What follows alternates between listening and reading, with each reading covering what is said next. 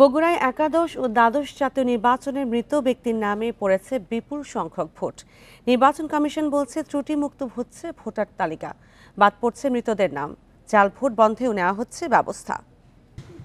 আর এই বিষয়ে আরো জানাতে বগুড়া থেকে যুক্ত হচ্ছেন সহকর্মী জজিফ হোসেন। জজিফ, ভোটার তালিকা ত্রুটিমুক্ত করার প্রক্রিয়া কতটা গিয়েছে?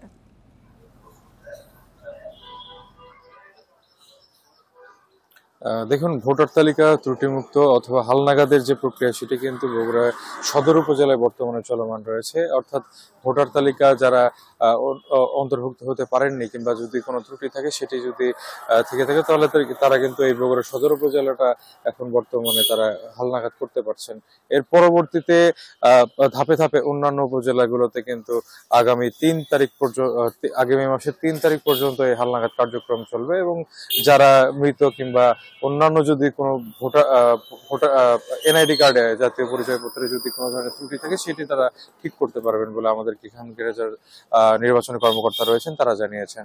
তো আসলে এই ভোটার যে বিষয়টি, এই মৃত এবং নতুন করে ভোটার সংখ্যা না হওয়াকে কেন্দ্র করে এতদিন ধরে যে ধোঁয়াশাগুলো চলে আসছিল আসলে একাদশ দ্বাদশ নির্বাচনগুলোতে, এই নির্বাচনগুলোকে কেন্দ্র করে এখানকার যারা ভোটার রয়েছেন তারা কিন্তু বারবার একটা কথাই বলেছেন যে আসলে তারা ভোট দিতে চাননি, কিন্তু মানে এত ভোট তাহলে কিভাবে পড়লো, তাদেরও কিন্তু এতদিন প্রশ্ন ছিল। তাদের মনেও শঙ্কা ছিল যে আমরা ভোট দিতে গেলে হয়তো বা কোনো একটা ঝামেলার মধ্যে পড়তে হয় কিনা। তো সেই শঙ্কাগুলো যাতে আর ভবিষ্যতে এই নির্বাচন কমিশনের কাছে তারা একটাই দাবি করছেন যে ভবিষ্যতে যাতে এই আশঙ্কা কিংবা সমস্যাগুলো না থাকে সেটি তারা বিচার বিবেচনা করবেন এবং চিন্তা ভাবনা করবেন।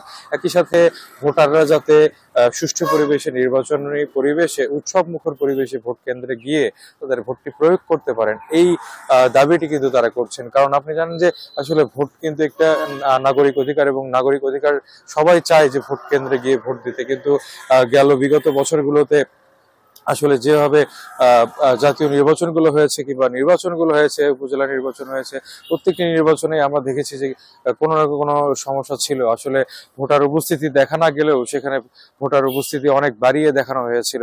এই বিষয়গুলো নিয়ে এখনো ভোটারদের মধ্যে সেই সংখ্যাগুলো কাটেনি। তবে তারা বলছেন, নির্বাচন কর্মকর্তারা বলছেন যে নির্বাচনী পরিবেশ তৈরি করে দেওয়ার মতো যাতে ভোটাররা তারা নির্বাচনী কেন্দ্রে আসেন সেই ব্যবস্থা তারা করবেন এবং যথেষ্টভাবে প্রচার প্রচারণা থেকে শুরু করে সব ধরনের লিফলেট বিতরণ, মাইকিং সবকিছুই তারা করবেন বলে আমাদেরকে জানিয়েছেন। তো আসলে এই বর্তমানে বগুড়ায় যেহেতু ভোটার তালিকা হালনাগাদের কাজ চলছে এবং আগামীতেও চলবে, তো এরপরে আসলে পুরোপুরি বিস্তারিতভাবে আসলে কতজন নতুন করে ভোটার যুক্ত হলেন এইবার সেটি আসলে জানতে পারা যাবে।